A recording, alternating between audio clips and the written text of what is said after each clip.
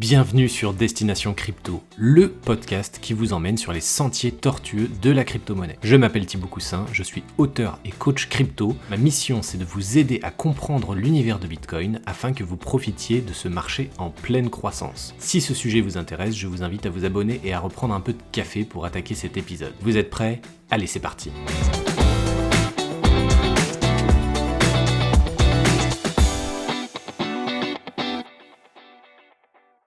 Bonjour à tous, bienvenue dans ce nouvel épisode de podcast, j'espère que vous avez la forme, on est au 50e épisode du podcast.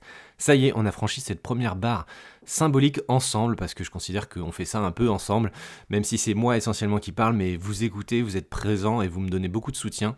Donc voilà, c'est quelque chose d'assez important pour moi, 50 épisodes. Alors c'est pour ça que je vais faire un épisode un peu particulier, il va être divisé un peu en 3 parties. La première partie, ça va être un petit bilan du podcast sur ce qui s'est passé et sur l'évolution potentielle du podcast, donc je vais aussi vous impliquer un petit peu, j'ai préparé quelque chose pour vous.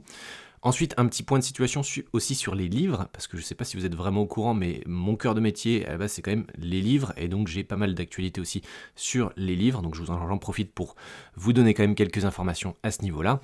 Et après, on bascule sur un épisode un peu plus classique où je vous présente un plan d'épargne en Bitcoin. Je trouve ça très très intéressant et je l'ai moi-même appliqué pour moi. On commence tout de suite par la première partie, un petit bilan sur le podcast.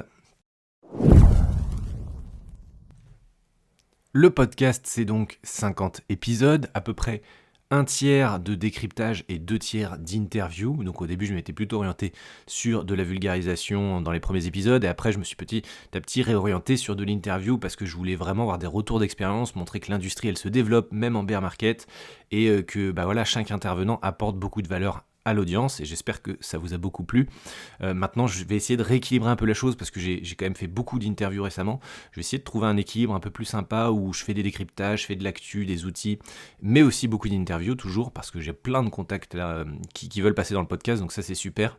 Destination Crypto, c'est plus de 3000 écoutes dans 25 pays et c'est désormais accessible sur 5 plateformes et sur le site internet. Avant, sur mon site internet, c'était juste une présentation depuis Spotify, donc en fait c'était compliqué de lire directement depuis le site internet.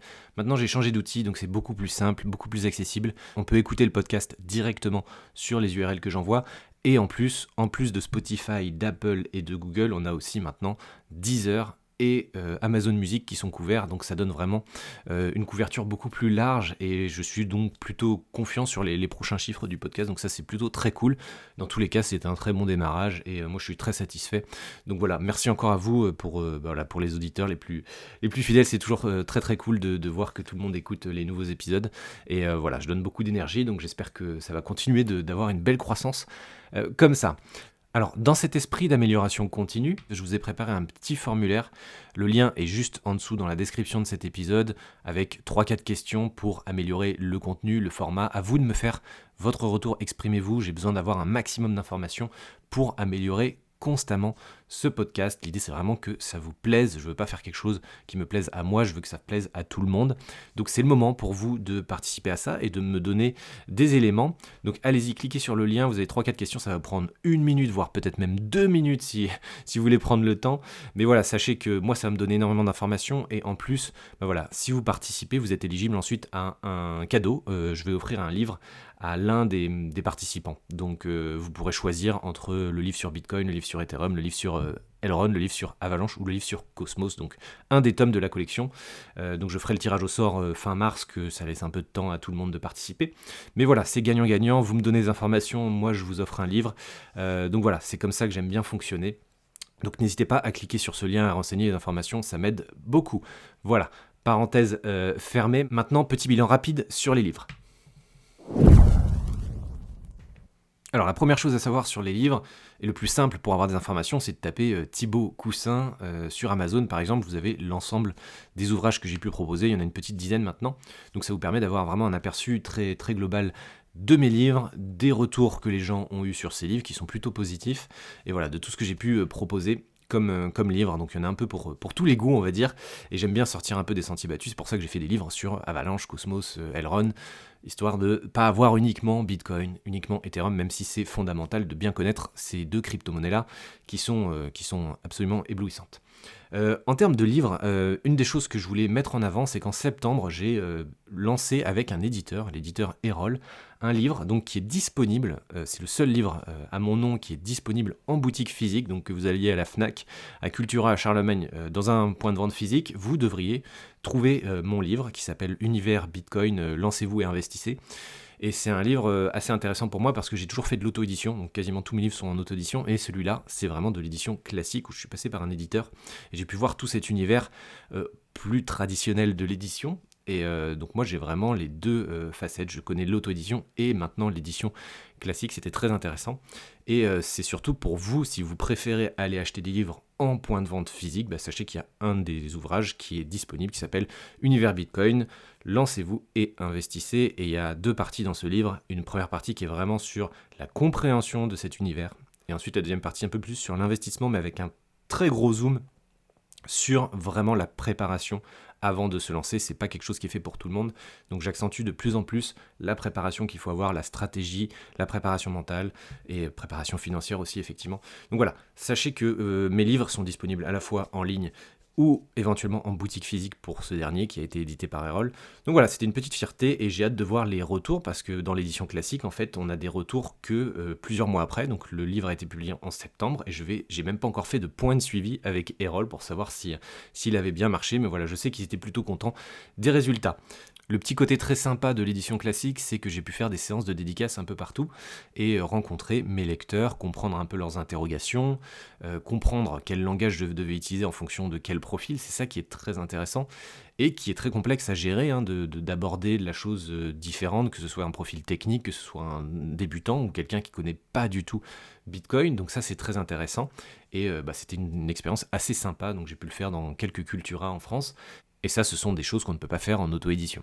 Concernant la suite des livres, le prochain livre que je vais écrire sera le tome 6 de la collection, donc après Bitcoin, après Ethereum, après Elrond, après Avalanche, après Cosmos.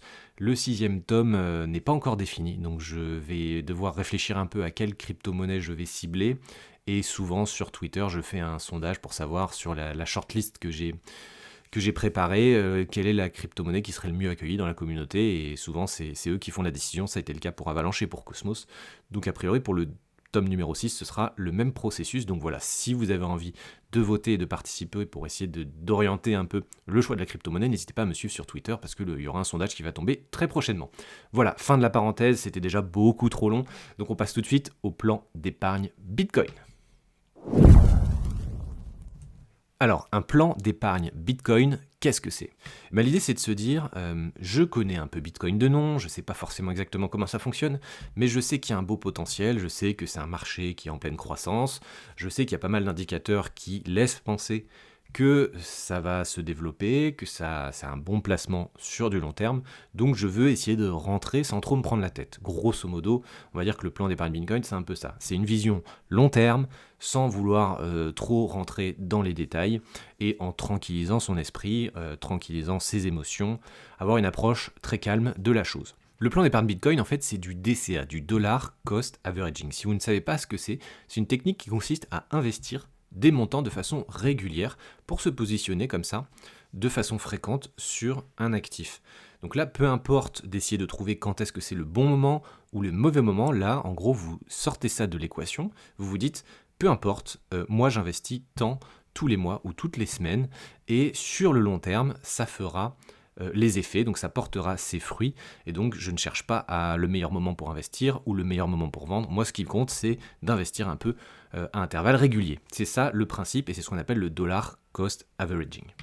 Cette technique, elle est particulièrement efficace sur un marché comme le marché des crypto-monnaies et particulièrement sur Bitcoin parce qu'il y a une forte volatilité. Donc ça monte très fort, ça descend très fort et émotionnellement, c'est compliqué à gérer. Donc c'est pour ça que le DCA, donc cette approche très cadrée, permet de simplifier beaucoup de choses et de casser cette volatilité. Donc vous la sortez de l'équation, vous savez que votre plan d'action, vous, c'est investir tant à telle date et voilà. Peu importe ce que fait le marché, si ça monte fort ou si ça descend fort. L'avantage, c'est que vous pouvez faire des simulations sur les données du passé. Donc il vous suffit de vous connecter au site dcabtc.com, je vous ai mis évidemment le lien dans la description de cet épisode, et vous pouvez simuler différents scénarios, par exemple l'investissement de $100 tous les mois pendant 5 ans, et vous verrez la performance les résultats que vous auriez eu si vous l'aviez fait il y a 5 ans. Et vous pouvez comme ça ajuster les différents paramètres, que ce soit le montant investi, la durée et la fréquence, les intervalles de temps entre chaque investissement. Et vous verrez que globalement, vous pouvez aussi comparer avec l'or, et en général, l'investissement en Bitcoin est forcément au-dessus de l'or, ça a mieux performé que l'or ces dernières années. Donc je vous invite à aller jeter un œil sur ce site, c'est toujours très intéressant de le faire soi-même. Maintenant, attention, gros rappel, ce n'est pas un conseil en investissement, vous êtes responsable de vos choix, de vos décisions sur tout ce qui est investissement, et moi je vous présente des outils, voilà. Le marché des crypto-monnaies est risqué, il y a de la performance, mais des risques associés qui sont assez importants, donc il faut bien avoir conscience de ça, et n'investissez que de l'argent que vous pouvez vous permettre de perdre, je ne le répéterai jamais assez.